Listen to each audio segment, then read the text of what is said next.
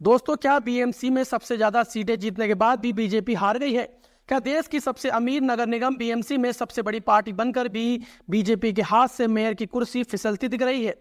दोस्तों, जिस बीएमसी चुनाव को जीतने के लिए बीजेपी ने साम दाम दंड भेद से भी आगे जाकर हर संभव कोशिश की, और आज उसी चुनाव की जीत बीजेपी के लिए सबसे बड़ी मुसीबत बनती जा रही है। क्योंकि अब संकेत साफ है कि बीजेपी सबसे ज्यादा सीटें जीतने के बावजूद भी मेयर नहीं बना पा रही है। दोस्तों, महाराष्ट्र की राजनीति इस वक्त एक अजीब, भद्दे और बहुत ही शर्मनाक मोड़ पर खड़ी है, जहां सत्ता में बैठा गठबंधन खुद अपने सहयोगियों से डरा हुआ नजर आ रहा है। आज की सबसे बड़ी खबर यही है कि महाराष्ट्र के डिप्टी सीएम और बीजेपी के सबसे अहम सहयोगी एकनाथ शिंदे ने अपनी जीते हुए सभी कॉरपोरेट्स से मुलाकात करने के बाद मीडिया के सामने साफ शब्दों में कहा कि मेयर बीजेपी का बने या ना बने, लेकिन मेयर महायुति का ही बनेगा। और ध्यान दीजिए दोस्तों, उन्होंने ये नहीं कहा कि मेयर बीजेपी का ही बनेगा, और यहीं से बीजेपी की परेशानी शुरू हो जाती है।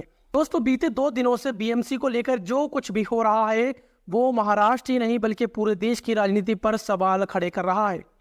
परसों खबर आई थी कि एकनाथ शिंदे ने अपने सभी जीते हुए कॉरपोरेटर्स को ताज होटल में शिफ्ट कर दिया है।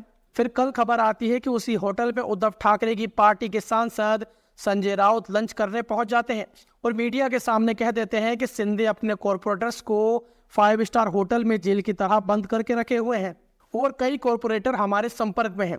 इसके बाद उद्धव ठाकरे का बयान आता है कि अगर भगवान ने चाहा तो मेयर हमारा ही होगा। तो दोस्तों, सोचिए कि सत्ता में रहकर भी अगर आपको अपने जीते हुए कॉरपोरेटर्स को अपनी ही सहयोगी पार्टी से बचाने के लिए एक 5 स्टार होटल में रखना पड़े, तो इससे बड़ा विश्वास का संकट और क्या हो सकता है।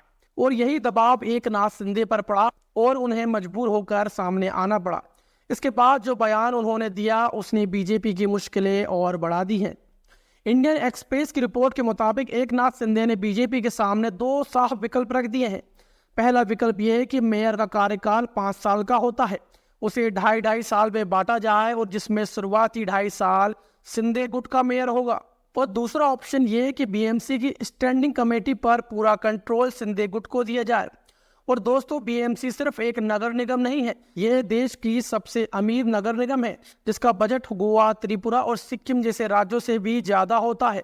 मेयर की कुर्सी ताकतवर होती है, लेकिन पर्दे के पीछे असली ताकत स्टैंडिंग कमेटी के पास होती है, क्योंकि पैसा कहाँ खर्च होगा, किसे ठेके मिलेंगे, ये सब वही तय होता है। और बीजेपी किसी भी हाल में स्टैंडिंग कमेटी का कंट्रोल छोड़ना नहीं चाहती है, और यही वजह है कि टकराव बढ़ता जा रहा है। और इसी बीच Devendra Fadnavis world economics forum के लिए विदेश रवाना हो चुके हैं और 24 जनवरी के बाद ही लौटेंगे। तब तक मामला लटका हुआ है। सोचिए दोस्तों, देश की सबसे बड़ी पार्टी बीएमसी जैसी संस्था में मेयर नहीं बना पा रही है और उसके सहयोगी अपने कॉरपोरेटर्स को होटल में छुपा कर रखे हुए हैं। हालात इतने खराब हैं कि अभी तक फडणवीस और शिंदे के बीच कोई फॉर्मल बातचीत भी नहीं हुई है। वहीं शिंदे गुट के मंत्री उदय सामंत साफ कह चुके हैं कि बीएमसी का मेयर हर हाल में सिर्फ सैनिक ही होना चाहिए, क्योंकि इस साल बाला साहब ठाकरे की 100वीं जयंती है। यानी संदेश बिल्कुल साफ है कि कुर्सी शिंदे गुट छोड़ना नहीं चाहता। दोस्तों, बीएमसी का पूरा गणित समझ लीजिए। बीजेपी ने 89 सीटें जीती हैं, लेकिन बहुमत से दूर है। उद्धव ठाकरे की पार्टी 65 सीटों के साथ दूसरी सबसे बड़ी पार्टी बन गई है। बीजेपी और शिंदे मिलकर 118 का आंकड़ा छूते हैं, लेकिन यही 118 उद्धव ठाकरे, कांग्रेस और शिंदे गुट मिलकर भी बना सकते हैं। और यही ऑप्शन आज एकनाथ शिंदे के पास है और इसी डर ने बीजेपी को बैकफुट पर ला दिया है। और सवाल ये नहीं है कि मेयर कौन बनेगा, सवाल ये है कि जिस पार्टी ने जीत का जश्न मनाया, जिसके नेताओं को मीडिया ने फ्यूचर पीएम बता दिया, यही पार्टी आज अपने ही सहयोगियों से आंख मिलाकर बात नहीं कर पा रही है। मुंबई की सड़कें, ट्रैफिक, पानी और ट्रांसपोर्ट जैसी समस्याओं से किसी को कोई मतलब नहीं है। सबको सिर्फ बीएमसी की कुर्सी चाहिए। तो दोस्तों, सवाल यह है कि क्या यह जीत वाकई जीत है या सत्ता का सबसे बड़ा तमाशा है? क्या बीजेपी मेयर की कुर्सी बचा पाएगी या सबसे बड़ी पार्टी बनकर भी हार का स्वाद चखेगी?